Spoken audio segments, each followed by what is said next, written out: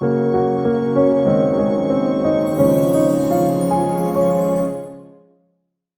travaillais dans un centre hospitalier, universitaire, où j'étais responsable surtout chez les chroniques, ceux qui souffraient de maladies d'emphysème pulmonaire, de bronchite chronique, même les cancéreux pulmonaires. Après une conversion qui s'est passée lorsque j'avais à peu près 45 ans, j'ai eu une relation personnelle avec Jésus. Je savais que c'est lui qui était mon sauveur, c'est lui qui était mon maître. Après cette conversion, lorsque mes collègues ont commencé à me persécuter parce que je voulais témoigner, et je pouvais le faire avec mes malades sans difficulté, mais avec mes collègues en profession, il y avait un blocage. Je ne pouvais pas le faire. Mais en 1975, donc quelques années après cette conversion, un pasteur passa chez nous. Après un moment de prière, il a dit, tu sais, un jour, tu partageras l'amour de Jésus avec beaucoup dans ta profession. Mais je ne croyais pas. J'ai dit ça. Je sais que je ne peux pas le faire. Je peux témoigner avec mes malades, mais non, pas avec mes collègues, les médecins, les infirmiers, infirmières, tout le personnel soignant. Je ne pouvais pas le faire. Et là, j'ai demandé au Seigneur, il m'a dit, tu as d'autres personnes pour le faire, ce n'est pas moi. Mais ça restait toujours. Les années ont passé.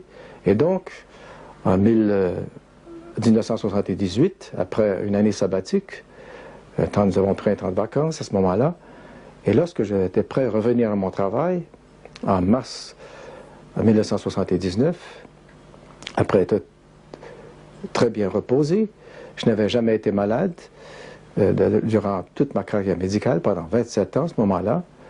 Je me sentais très bien, j'avais une santé de fer, comme on dit. Et une journée, un samedi matin, le 24 mars de cette année, lorsque, après un peu de bricolage le matin, il y a un temps de prière avec ma femme, j'entre à la maison et avec une brassée de bois pour déposer tout près de la cheminée, et tout d'un coup, je me suis senti d'une fatigue que je ne pouvais pas comprendre. C'était un affaissement, un épuisement, sans douleur, je ne sentais aucune douleur. Et donc, j'ai dit à ma femme, est-ce que je peux me reposer? Elle a dit, mais va donc te coucher, va dans ta chambre, va te coucher. Et lorsque je suis entré dans mon lit, tout d'un coup, une douleur intense de poitrine, comme dans une étau. Je me suis senti à ce moment-là, je savais comme médecin que c'était un infarctus, une attaque cardiaque, c'était certain.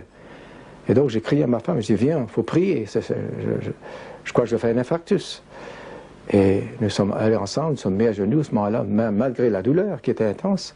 Nous avons demandé au Seigneur, Seigneur, tu sais, j'ai encore beaucoup d'années à vivre ici. Je sais que je dois partager ton amour, je ne l'ai pas fait encore, mais je dois le faire. Et aussi, nous avons des enfants, il faut qu'ils soient éduqués et tout.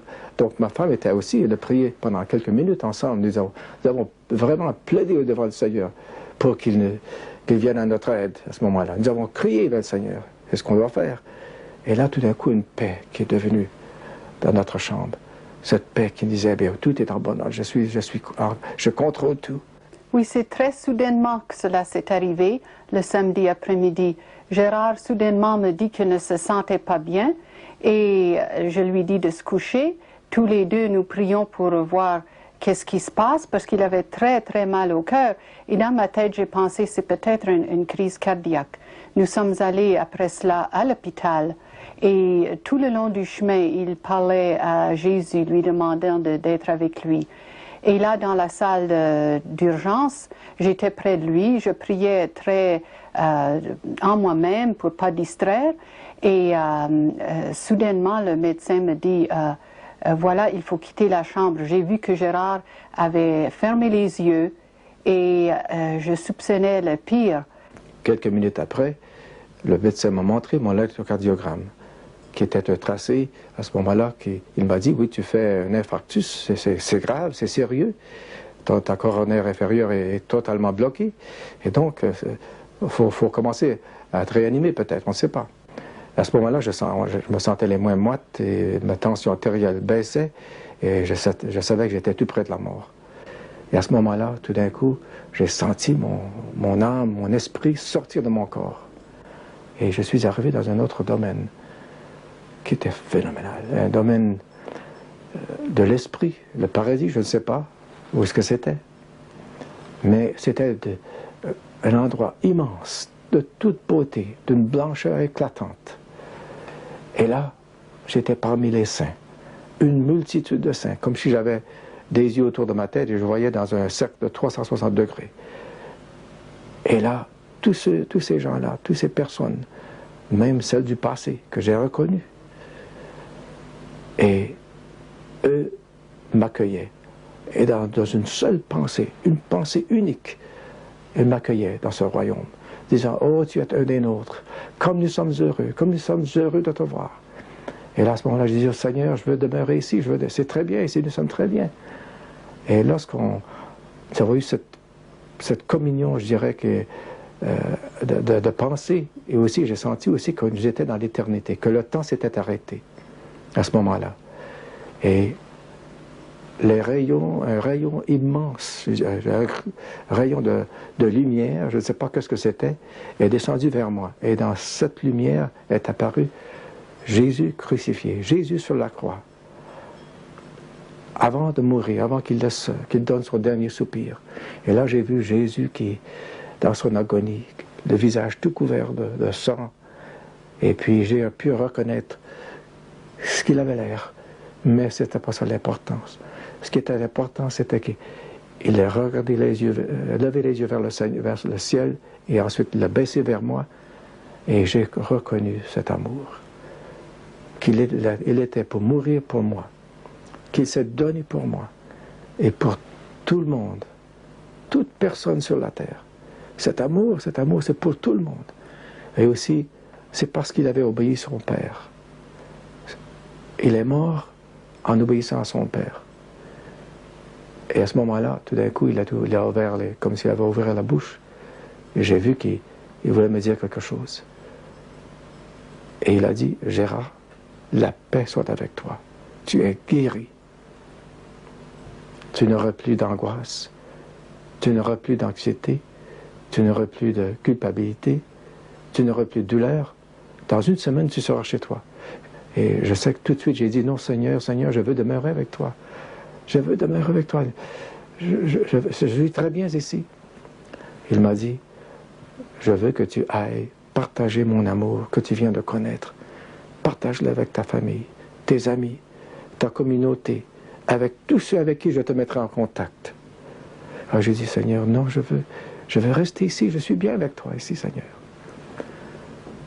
Et Jésus a dit, « Non, je veux que tu ailles partager mon amour. Tu sais, Jean connaît tout au sujet de mon amour. Je veux que tu lises l'évangile de Jean, les 2 épîtres de Jean et l'Apocalypse. Parce que Jean est mon bien-aimé. Il connaît mon amour. » Et encore, j'ai dit, « Seigneur, non, je veux demeurer ici. » À ce moment-là, tout d'un coup, Jésus a dit, « Tu sais, il y a plus d'âmes qui entrent dans mon royaume aujourd'hui que dans n'importe quel temps de l'histoire de la terre. » Et tout d'un coup, il est disparu. Et je me suis senti rentrer dans mon corps. Et là, tout d'un coup, j'attendais les médecins, infirmière. On était après me réanimer. Je ne savais pas, je n'avais aucune douleur, aucune connaissance. J'étais dans un autre endroit, vraiment. Dans un paradis, je ne sais pas où. Mais à ce moment-là, dans ce coma que j'ai passé plusieurs heures, je voulais retourner vers le Seigneur. Mon désir, c'était non pas de rester sur la terre, mais de retourner vers le Seigneur. Mais là, on faisait tout sur la terre pour me réanimer. J'avais fait un arrêt cardiaque qui a duré environ 4 minutes. Et durant cette période de temps, moi, j'étais au paradis, je peux dire. Ensuite, la prochaine fois que je l'ai vu, c'était dans la salle des soins intensifs. Et il avait le visage rayonnant. Et il me dit, Denise, tu sais, j'ai vu Jésus. Et j'ai dit, bien, j'ai lu à propos des histoires comme cela, des personnes qui sont allées après la mort au ciel. Et mais pour que ça arrive à Gérard, c'est vraiment étonnant. Alors il m'a raconté comme c'était merveilleux et comme il aurait voulu retourner et qu'il n'avait même pas pensé à moi, ni les enfants, ni rien. C'était si beau là. Il avait les larmes aux yeux en me racontant cela. je me trouvais dans les soins intensifs. Et là, une infirmière est entrée. Une jeune fille qui s'est présentée et je lui ai dit, tu sais, je suis guéri, j'ai vu Jésus et les larmes coulaient. J'avais tellement de joie que je voulais témoigner cet amour. J'ai dit, tu sais, Jésus t'aime, Jésus m'aime, il m'a aimé, je suis guéri.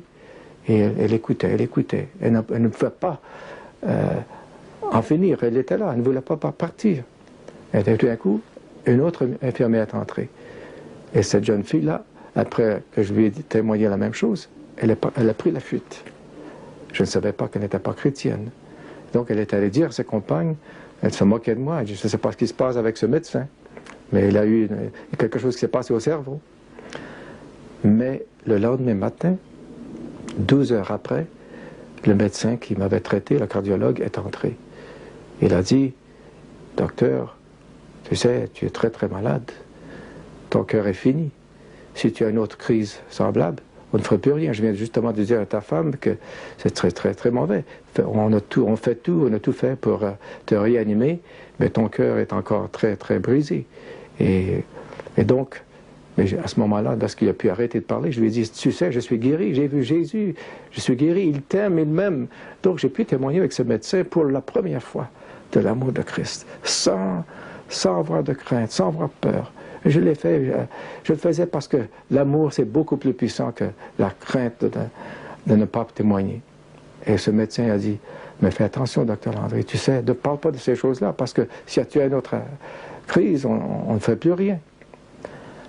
Je peux vous dire, chers amis, que dans cet après-midi-là, dans un lit d'hôpital, je ne sentais aucune douleur, je me sentais très bien, et j'ai pris ma Bible, et j'ai commencé à lire l'évangile de Jean.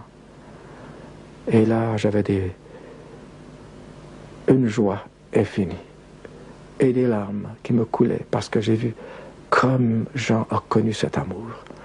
L'amour de Jésus, comme il était intime avec Jésus. C'est le seul apôtre et Paul qui ont connu cet amour. Et là, les infirmières entraient et me disaient, mais qu'est-ce qui se passe avec ce médecin? Pourquoi? Qu'est-ce qu'il voit dans la Bible? Et moi-même, je peux vous dire que c'est le moment le plus intense de ma vie, à ce moment-là, même dans ce lit d'hôpital.